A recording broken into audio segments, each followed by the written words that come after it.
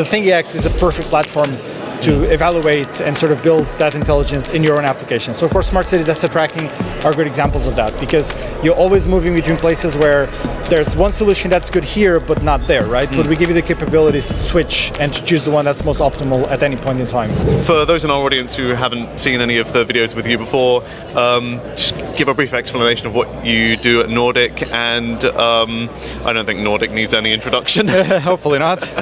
Yeah, so hi, welcome to the Wirepas OPEN event. It's really exciting to be here with Nordic. So I'm working in the product marketing team, and I'm overlooking a few technologies, namely cellular IoT, our NRF cloud services, as well as some of the software and developer experience tools and the NRF Connect SDK. Those are the main things, yeah. Nice. So anyone who knows me and my kind of enthusiasm for Nordic knows that I love thingies. Yep. And everyone does. You've got a new thingy out. Yep. So can you just explain a little bit more about the thingy 91X? Is it? Yeah, X, exactly, because everyone, when you want to make something really cool, just add an X in front and it becomes super cool. So so we've had the Thingy 91 out. It was based on the NRF 9160. Now we've sort of upped the game on that. So it's actually not available in the market yet. It will be sometime this year. So the Thingy 91X, Thingy 91X is based on the recently announced NRF 9151 system on chip. So system in package, sorry, that we have there on those boards. So this is our latest cellular SiP. It has 20% smaller footprint than the 9161 and the 9160 that came before that. It also supports power class 5, 20 dBm TX power. That relaxes a little bit the requirements around battery selection for customers, reducing peak current consumption by 40%. And it also diversifies our supply chains. For customers who are looking for different options, they will go to that one as a selection. And so that's one change, but also another thing we're doing with the Thingy 91X. So it has basically everything that the Thingy 91 has already. So it has built-in battery, a vast selection of sensors, accelerometers, humidity, temperature, and so on. We've also added our NRF 7002 Wi-Fi chip into that. Okay. And the main reason is that customers can use that platform to showcase all of our location capabilities. So from cellular-based locationing with multi-cell, single-cell, GNSS, which is built into the SiP, as well as the Wi-Fi locationing capability. And we have a setup here that demonstrates that, as an alternative to the Thingy. It also has the 5340 SoC, so you can do both the short range. You can use it as a Matter device, for example, or Bluetooth LE device, and then you have the 9151 for all the cellular, DECT NR Plus, of course, so you can run Wirepas mesh, 5G mesh. Yep. On that, and showcase the location capabilities that we offer together with our cloud services. Cool. So I guess going on to that, let's what's happening in the demo? Right. So this is a demo platform, a demo UI that we have that shows different devices around the world, and their location based on single cell, on Wi-Fi. So depending on the capabilities that the different setup has. So I have a setup just like this one that I left back at home. I live just 10 kilometers away from here. And what this one has is, so the base board is the NRF 9160 development kits. So this gives you the GNSS, the single cell, and the multi-cell locationing capabilities. And then bolted on top of that, we have the NRF 7002 evaluation kit. So this is one of the kit form factors that we have, Arduino Uno form factor compatible. Okay.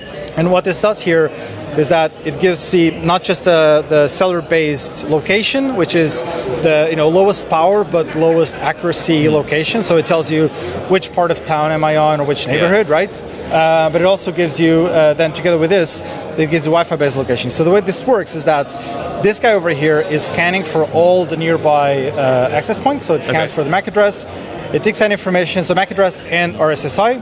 It takes that information, uses the cellular network as a backend, sends that over to our NRF cloud location services.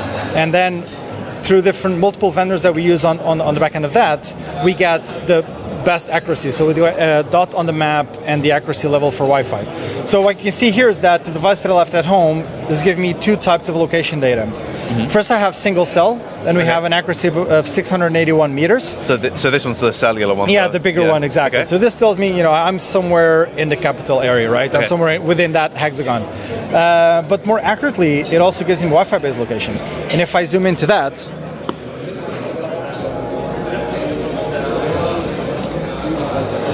okay, there we go. So now it's showing me that I get 46 meter accuracy. 10 minutes ago it was 22 meters, so this changed a little bit with maybe my neighbors turning off their access points. But this is, just a regular, say, suburban area here in Finland. The beauty of Wi-Fi based locationing is that it offers you sort of a midpoint between cell-based locationing and GNSS, because GNSS is high power consumption, high accuracy, but it struggles in certain conditions. One of them is where we are, indoors, and also in in urban centers, like urban cores with tall buildings, right? Yeah. And then that's also where you find the highest density of access points. So you get, in a place where you have a lot of access points, you can get even, down to 10 meters accuracy with a very low power consumption compared to GNSS, which would struggle even to get a fix to give you, the location where you are. No, so in terms of the applications for the Wi-Fi based locationing.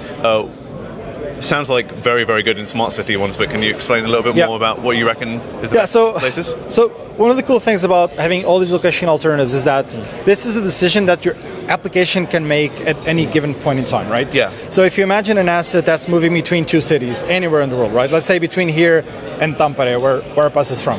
So the asset is moving, it's leaving Helsinki city center. You can use Wi-Fi because you have a density of access points.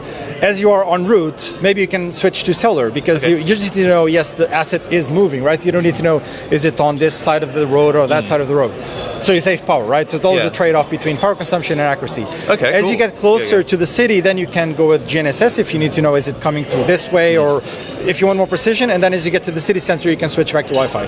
So the application can make smart decisions to save battery and balance between accuracy and power consumption at any given time when you have all these capabilities. So the ThingEx is a perfect platform to evaluate and sort of build that intelligence in your own application. So of course, smart cities, asset tracking are good examples of that, because you're always moving between places where there's one solution that's good here, but not there, right? But we give you the capabilities to switch and to choose the one that's most optimal at any point in time.